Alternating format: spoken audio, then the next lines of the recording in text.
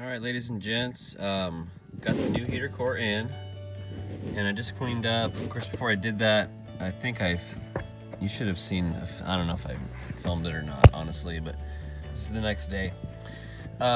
Basically, of course, cleaned out the lower half of the, HVAC unit, get all that coolant out of there.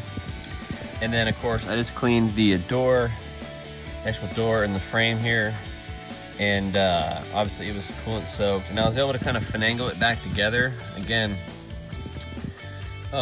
put your blend door to the cold position before you take your heater core apart, because it'll close this door, and what that's doing is allowing all the forced air right past the heater core and then up through your ducting.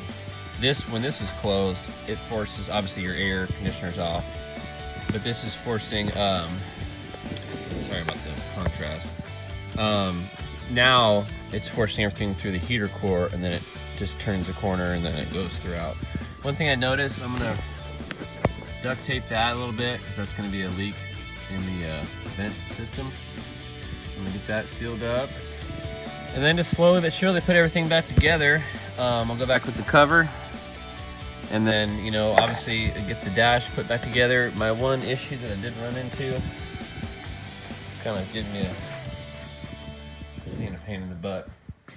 When I took off the lines, I was able to just do click.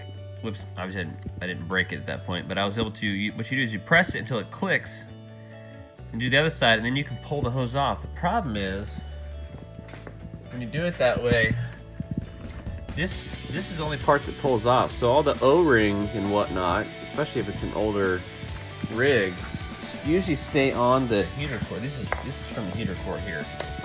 And what happened is, like, this stuff kind of stayed on there. I couldn't get this off because that stayed on there too, so that's why they actually broke.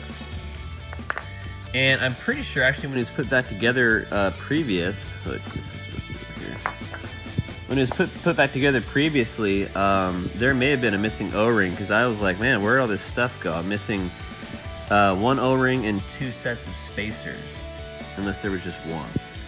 But I could have sworn I saw this kit available, which is just a heater hose connector rebuild kit, but apparently it's not. So I might have to, which I just did this on my brother's Yukon, I might have to cut here, or even cut further and create a splice, because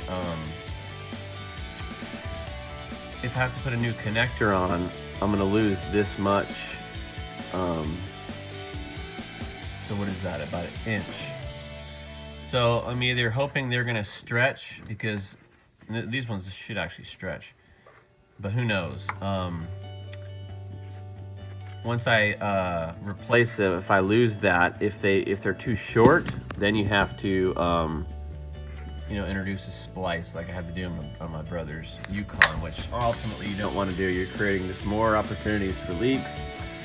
But at this point, I'm gonna try and find the little O-ring kit tomorrow. So I'm gonna leave this. It's all set to be connected. Obviously you can see the lines back there. Hoping there's no issues, because I'm going back together with it on the inside. So luckily these can be handled later. So over now. All right, ladies and gents, we got this bad boy closed up. This one connector here, this gray one, is going to be the one you want to reconnect. I don't think, obviously I looked and double checked, but pretty sure that was the only main connector that you needed to take off, and then make sure obviously you put back on before you put everything together. You don't want to get everything back together and realize you left this big old plug undone. So everything's pretty much loaded up. This looks kind of weird right there, but that is weird. Looking at this one right here, it's kind of in a weird spot. I'm not sure what connects to that, but I'm sure the that's the type of stuff. That might be the airbag. Yep, that's the airbag, I think. So obviously I'll be getting this one here. This one here. The next step is to bolt the dash assembly to the frame. That's the mistake I made, is that I took off too much stuff, but you can see that there's bolts just everywhere, so you just got to put it together. The ones like this, if you take something off and you see this, it's probably not something you need to take off to do this job. So there is this one here.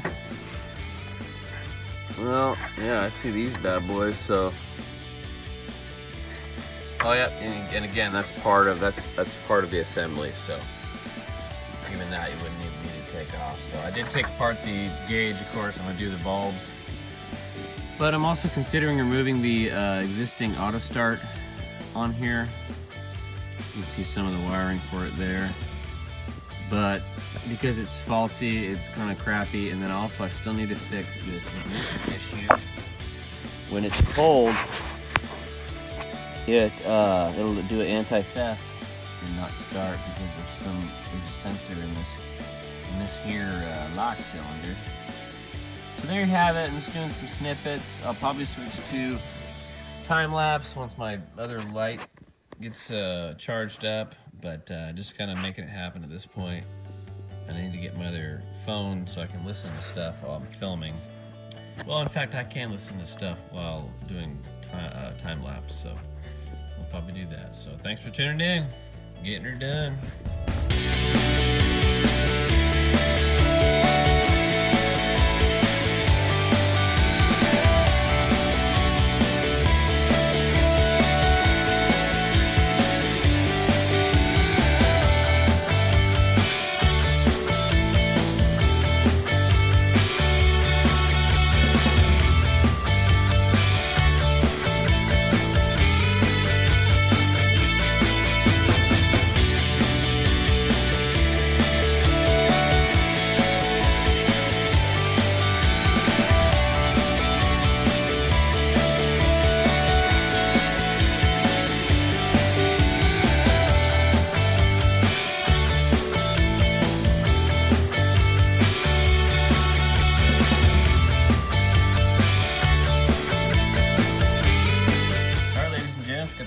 Got the top cover there. All the bolts pretty much on this side are installed. Went down here to the wiring that you got to take apart. Got that all squared away. One box I actually didn't need to take off. It's gonna be a pain in the butt getting the hinge opened up for these, but I'll get it. And I see one there I gotta do. So I gotta all these. Pretty much all of, like I said before in a video, all of these screw holes here are holding obviously other trim pieces on. Those weren't really necessary to take off. But you know, what are you gonna do? Live and learn, and then you know, invariably you might end up taking a few things off you might need to. But next what we're gonna work on is getting underneath the steering column all dialed in. Basically, I've got to cinch up the steering column itself. And before I do that, I wanna make sure that any wiring that I can't see once it's installed, or of course the shift cable is properly installed. And then once that's fixed, continue on with laying out the wiring, and then install the big bracket, steering column kind of safety bracket.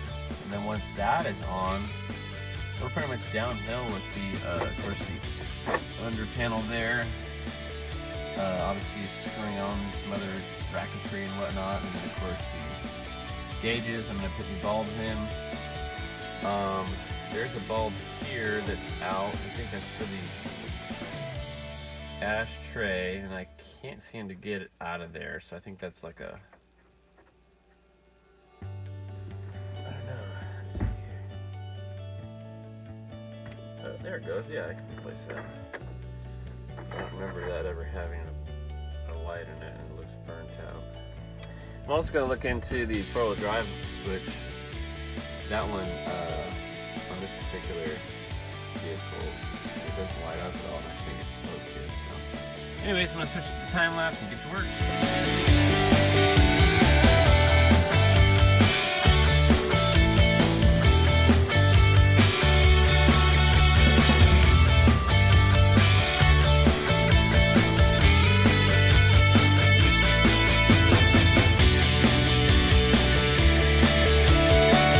Alright, here we are, getting back into this puzzle. It's been about a week since I've totally taken it apart. A couple of items I was having trouble with. In fact, this steering wheel brace, or the little bar thing, I didn't really like. On the top, the upper bolts, the nut that secures the bracket, it just didn't get onto as many threads as I would have liked. But I think it's good to go. I'm just gonna make sure it's all tight. That's what the book, or the something I checked, how it goes. So anyway, I'm gonna start out with this big old honking thing here. Let's say I'm gonna wrap up a couple of things underneath the steering column, get the big dash cover on, and just slowly kind of layer things back in. So it shouldn't take too long. We'll get her going.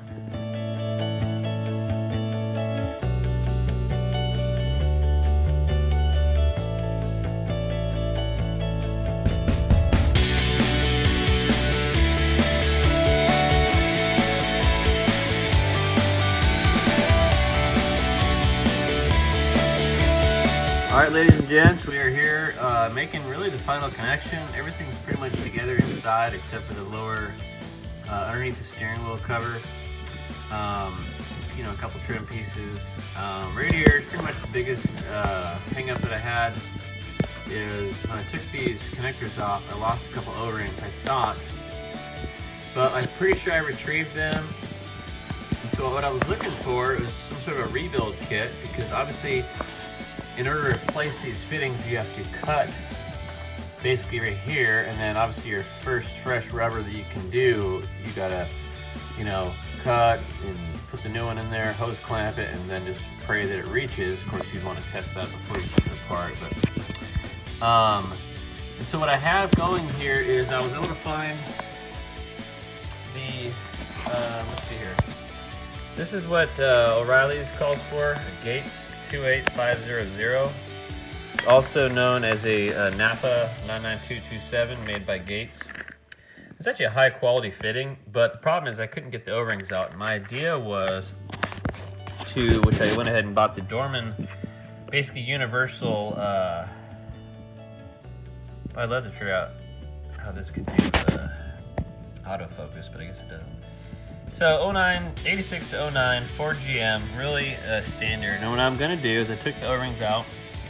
I already kind of measured the depth of the, right here where my ring finger's tapping is where the O-rings go. So it's the same depth pretty much. And so what I'm gonna do is clean out the original fittings, install O-ring. There's a little plastic connector there, O-ring, and then the outer part, which is tapered for when the pipe goes in. And I'm gonna test fit it onto the old heater core, which is gonna be great. And then of course, I'm gonna make sure it clips in just fine on this one as well, which it should. And then if all goes to plan, I will put the other side together, put the clips on, and then send that baby home. Let's see how she works. Alright. Heater core. Alright. So we're just warming it up. I'm gonna wait to put this lower cover on. Just make sure everything works and I don't have anything unplugged. But so far so good.